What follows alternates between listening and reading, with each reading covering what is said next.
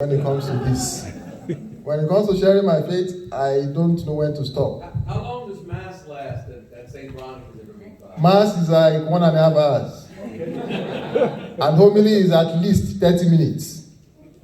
So that's what I use in calculating this. Because we don't rush in and we don't rush out. So the whole idea of contrition and asking God for forgiveness is a process, not a moment. So it is not just the few minutes at the confessional or a Lenten idea that, okay, it's Lent. The church says we must go to confession at least once a year around the Paschal time. Or it is when I go to confession, that is the time or the moment of asking, seeking, and getting forgiveness. It is a process that begins before and extends after you go to confession. Asking God for forgiveness is one of the processes of repentance, contrition, and reconciliation. So, because of the shortness of time, I will use the parable of the prodigal son or father, depending on how you interpret it. I used to know that as the prodigal son, but further studies and sharing with people shows that it seems the father is more prodigal than the son. So whichever way it suits you, but that is the word what I will use in breaking the process of asking for forgiveness down, which can be found in the Gospel of Luke 15:11-32. We won't read it. You can read it outside here, but I'll bring out few headlines from the whole of the parable. So, verse 17 says, when he came to his senses. When he came to his senses. So, which means, when he went to ask the father for his own portion of an inheritance that does not belong to him in the first place, he was not in his senses. Something wasn't right. Just as when we do wrong things, when we choose to go our ways, something is not right. We may not know at that point in time. Or sometimes we know, we damn the consequences. We don't care. Just like I guess he knew. But at that point in time, all he wanted was, he wanted to go and enjoy himself. You know, sometimes we want to go and enjoy ourselves as young persons. And then when you get to the place of enjoyment and you do that thing you think is enjoyment, at the end of the day you realize, you ask yourself, what actually am I doing here? Because you discover that there is actually nothing to enjoy there. So when he came to his senses, it is an important aspect of life to be humble, to accept our faults and failings and ask for pardon. So that is the first step. When we come to our senses. And that is where we can begin to think. So it's not when I get to church and I see the confessional light on and I say, oh, Father is there. Well, let me help him, let me keep him busy. Then I just run down and kneel down. Father, forgive me for I have sinned. I lied for these and others. So because we want to keep Father busy, not because we are sorry. So the whole process of contrition, asking God for forgiveness, starts from the moment you say, oh, what I did is wrong. I shouldn't have done it. So what should you do? I need to go back to God. So back to your senses and then begin to process how to go back. And then verse 18 says, I will set out and go back to my father and say to him, Father, I have sinned against heaven and against you. Verse 19, I am no longer worthy to be called your son. Make me like one of your hired servants. So he got up and went to his father. Where was he when he was saying all this? Pigsty. He was still with the pigs. His new home choice that he made for himself, not the one his father forced him. He was still far away, but he was realizing, if I get there, what am I going to say? Which means at this point, he knew he has faulted. He wants forgiveness. He is back to his senses. He began to rehearse. What will I go and tell him? This is what the scripture told us. But I'm almost sure that he will have said, Father, well, I'm sorry. I shouldn't have done it. I said, no, that doesn't sound right. That doesn't sound right. Okay. What if I say, oh, Father, I am indeed very sorry. I won't do it again. So, no, that doesn't sound right. He will have rehearsed, trying to convince himself, okay, this is still, I'm still justifying myself. Does this sound right? Before he came up finally with this, okay, now, I will set out. He has not. But now he's saying, I will. And when I get there, this is what I'm going to say. Even before he embarked on the journey. And that is why seeking forgiveness can start this week. And I may not go to confession until probably Friday or Saturday. Because wherever I am, I say, that is terrible. I shouldn't have done it. I say, well, I have to go back to God. So immediately, he began to plan, what will I go to him and say?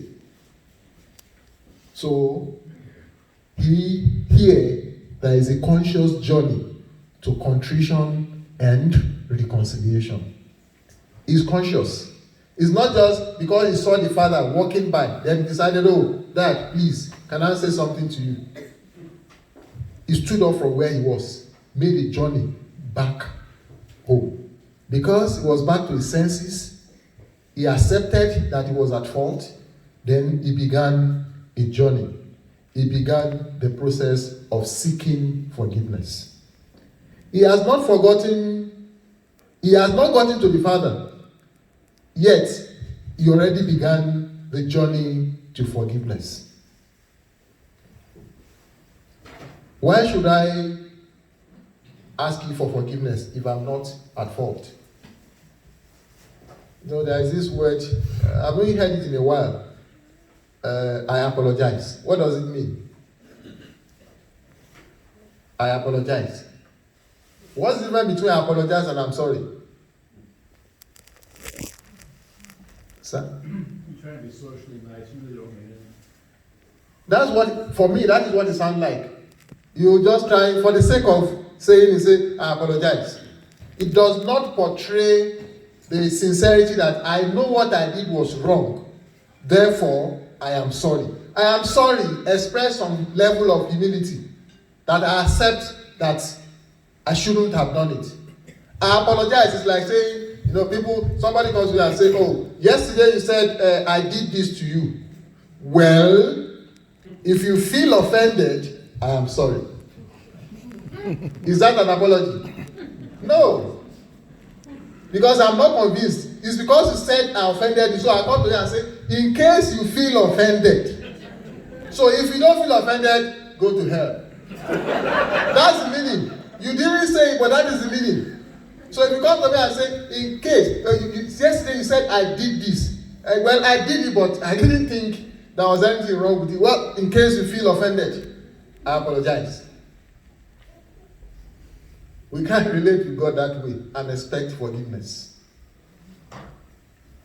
This guy didn't say, well, he's my father, he doesn't have a choice. If I go home, okay, let him just employ me. After all, I don't want to be a son anymore. Let him just employ me and let me stay with him. So I say, well, Dad, I'm back. Can you employ me? No. He said, now I will rise and go to my father and tell him, Father, I have sinned against you. Humility, accepting fault, and then moving forward.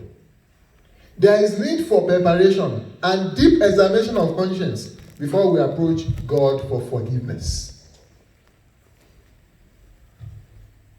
The church encourages us to sit down a few minutes, go through the commandments, recollect where you are wrong or where you have wronged yourself, God, and others, before make a personal act of contrition, then walk towards the confessional and go to confession. It is a journey that consciously, it's not by mistake that you start consciously. I want to go back home. I start packing my things. I arrange them. I put them in order. Then I go forward. So, there must be the preparation, examination of conscience, searching through my conscience. I must know and accept that I was wrong before I can go to God with contrite heart. And this helps us to avoid such occasion as we were before.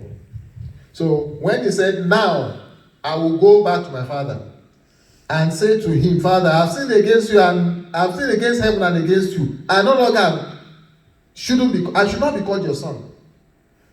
Doesn't need to tell anybody he won't do it again. No.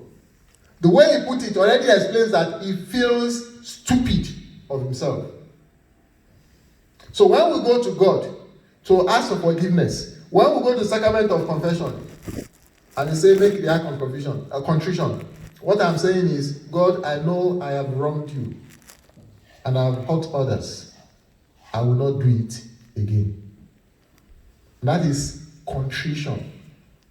That I will make effort. It doesn't mean sometimes you don't go back.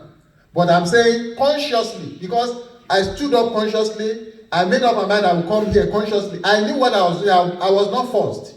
I'm not coming because I have to go to confession once in a year. I am coming because I know I have wronged.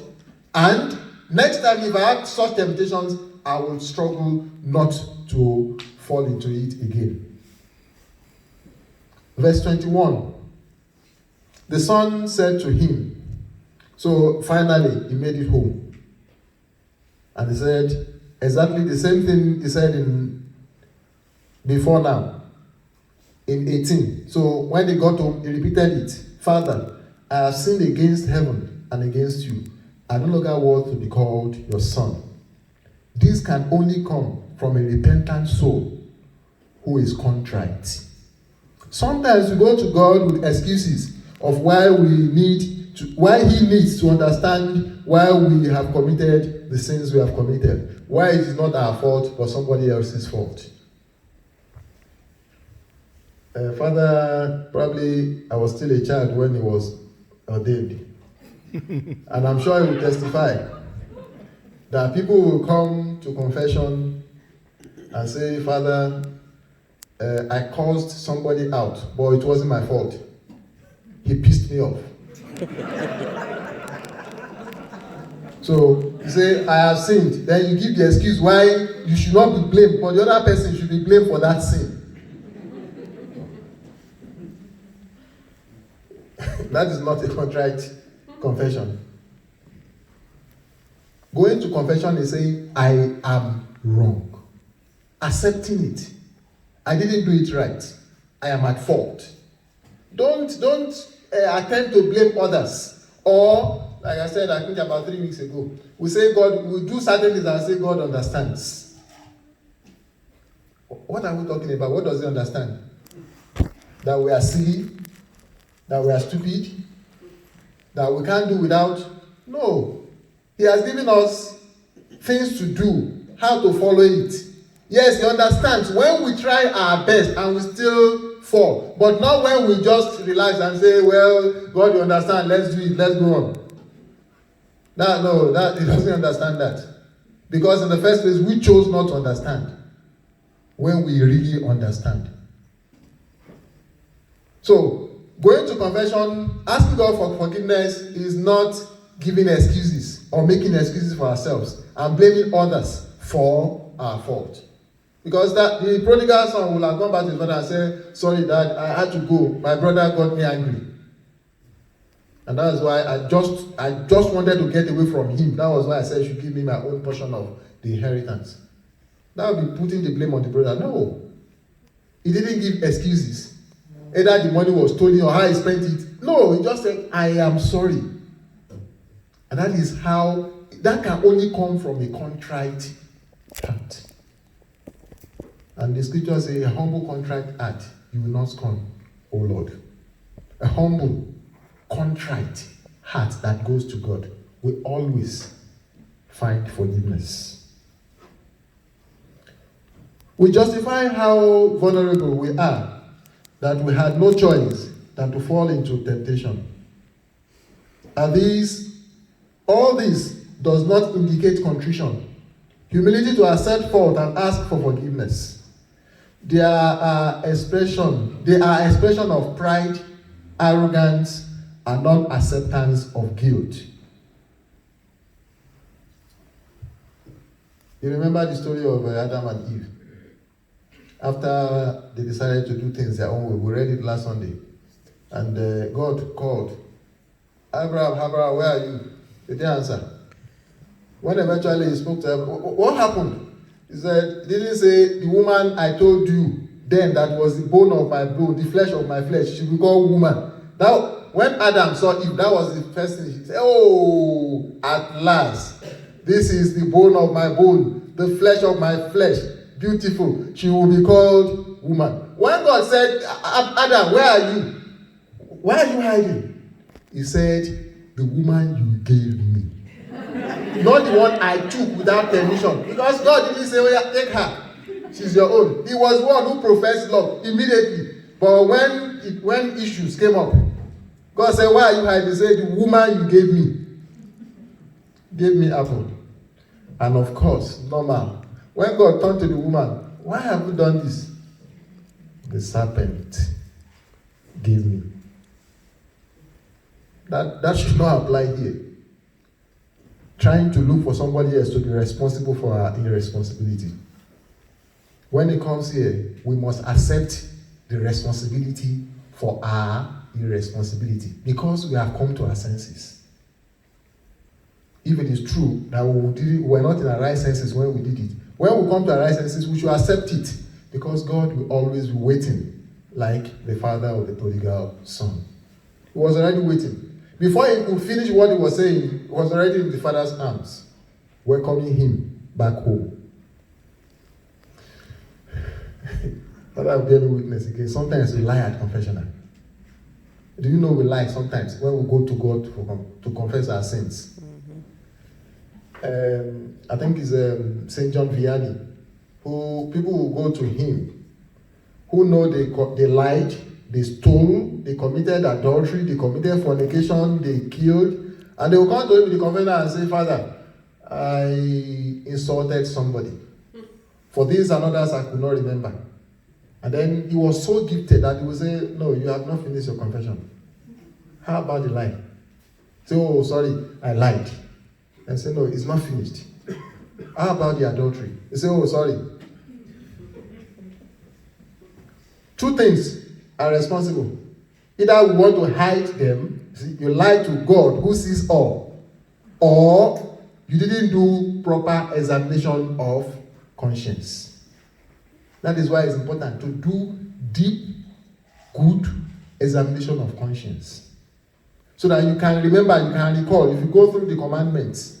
So when you are going to confession, you purge yourself of all the guilt, all the sins, then you can go light and free.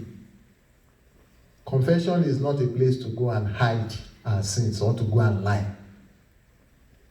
In Nigeria, children will come and say, it's a pidgin English, say, my father sent me on an errand, I didn't go. My mother sent me on an errand, I didn't go. Father, for this, it became a chorus. So when a child comes, that's all they are going to say. My father sent me on errand, I didn't go. My mother sent me on errand, I didn't go. For this and another, I could not remember. I said, stop, you are a liar.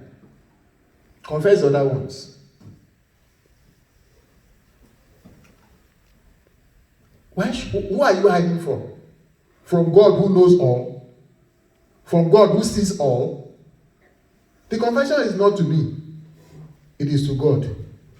So why are we going to hide some faults? Everything that we want forgiven, except the ones we are actually forgotten. Everything. Speak it. Say it. Tell him. Be sincere. Be open. Don't hide it. Don't color it. See, people come and say, Father, after I took what does not belong to me. What is that called? I took what does not belong to me. They have not said anything. I stole. That is the sin. You are giving it a good, nice name.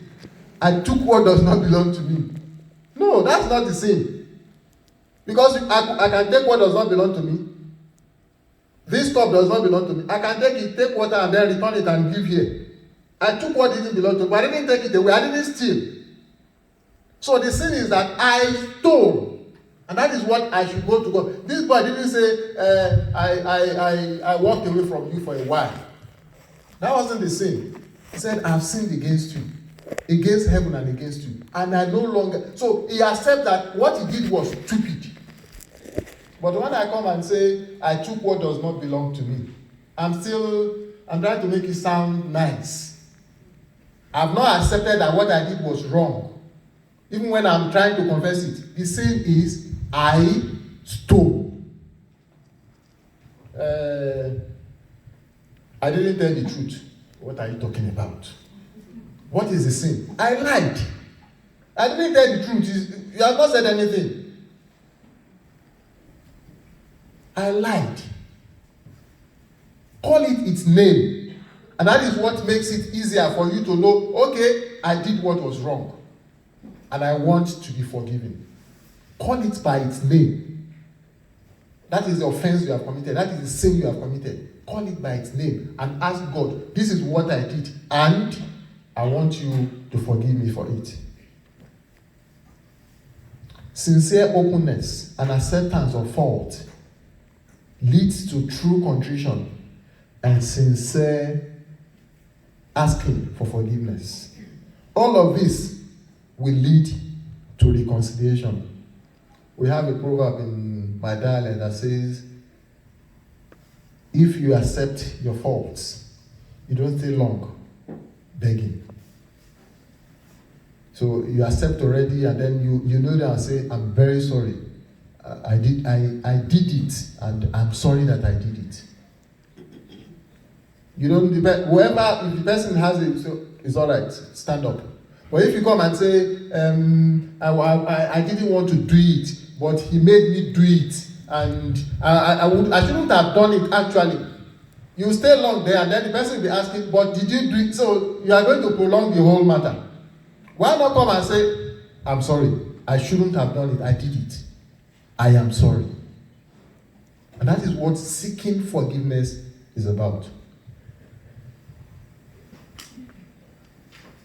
I don't know how it works in marriages because I've never been married. But in relationships, I know if you come out and say, see, sometimes you get people dumbfounded. If you come out and say, honey, please, I did this yesterday, I'm really sorry about it. Sometimes just get them, even if they are so angry, the moment you accept and then apologize, it kills the anger. It reduces the anger. Unlike if you come and say, well, like I said before, well, if you think, if you feel I offended you, so then, well, I apologize. Even if I say, it's okay, the anger is still there. When we go to God, let us be humble. Let us be sincere. Call it His name. Confess it. And struggle that when you go back, you don't do it again. The act of contrition says, oh my God, I am heartily sorry. It didn't say I'm heartily giving you excuses why I did them. It said, I am sincerely, from the depth of my heart, I am sorry for having offended you. Not for them making me offend you. No, for I having offended you. And I detest all my sins because of the punishment. Not just because of the punishment, but because they will deny me of my access to you. So there is no place to hide, to make it sound good, or to prolong it, or to give excuses, or to blame every other person apart from yourself. It goes straight to the point. That most of all, because I have offended you, my God, who are all good and deserving of all my love, I firmly resolve And that is why resolution is part and parcel of contrition. And that's why for the church, even after when you stand up from confession, you have to go and do your penance. Because not just I absorb I forgive you in the name of the Father and Son, it's not ended. The restitution, you have to go and finish it up. I firmly resolve, by the help of your grace, to sin no more and to avoid mere occasion of sin. So, it's not a routine. It's not what we do because we have to do it, or so that we keep the priest busy, or because the church says we must at least once in a year. It is what should come from my heart, because I am truly sorry. That will humble me. I'll see reasons why I should go.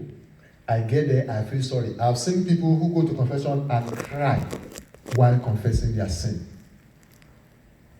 Not because they feel like, but because they feel so sorry for their sins. Therefore, asking God for forgiveness is a process that begins when we come back to our senses like the prodigal son, accept our fault, decide that we are going to go back to God in the confession, accuse ourselves of our sins, agree not to do it again, receive God's blessing, go and do our restitution, and struggle on. That is what asking God for forgiveness is about. It is in no way a process of self-justification. It is a process of self-acceptance of guilt and request for forgiveness. I'll stop there.